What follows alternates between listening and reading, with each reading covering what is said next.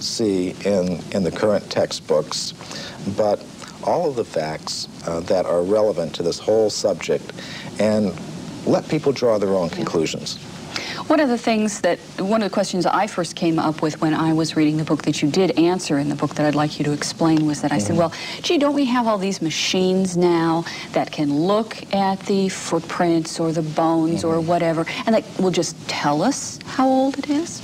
Oh, this is a very common perception. We have such faith in technology and those who employ it that when we hear about things like carbon-14 testing or potassium-argon testing, we think it really is a very simple process, almost like you pop something in the microwave and boom, it comes out.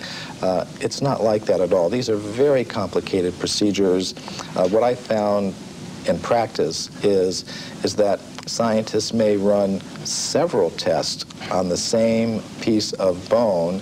Some of the ages will be very great, some very small, and they will tend to pick the date to publish in their scientific literature that most fits the idea that they start out with about how old the fossil should be. Now that often happens.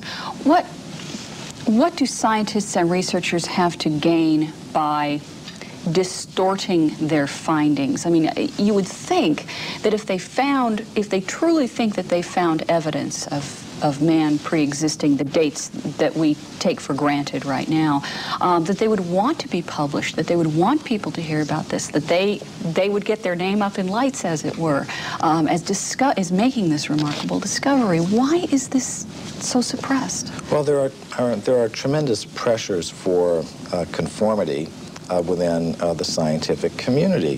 For example, for every academic post that opens up, every professorship that opens up in an American university, there are generally hundreds of applicants. And it does not help your reputation if you go reporting things that should not be reported. It could be very bad for one's reputation. And in our book, we document several cases of that. For example, Virginia Steen McIntyre. She's a geologist who I personally know. She lives in Colorado now. She went to Mexico in the 1970s, and she was a geologist with the U.S. Geological Survey. She dated a site there where some human artifacts have been found at 300,000 years.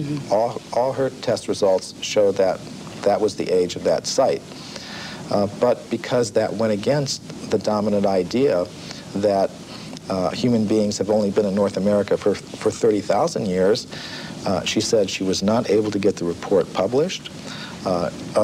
She was labeled a publicity seeker and a maverick in her community of scholars, and she said she eventually lost a professorship that she held at an American university because of this, and hasn't been able to work as a geologist since.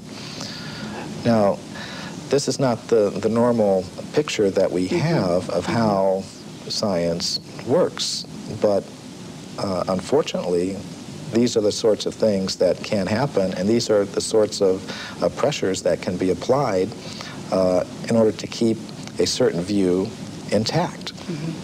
So what do people need to do now? They apparently, we need the public to open their minds up a little bit more to alternative ideas to what we've been taught. Well, I think one thing we need to do is develop a little bit more of a healthy skepticism towards pronouncements from spokespersons from the scientific community.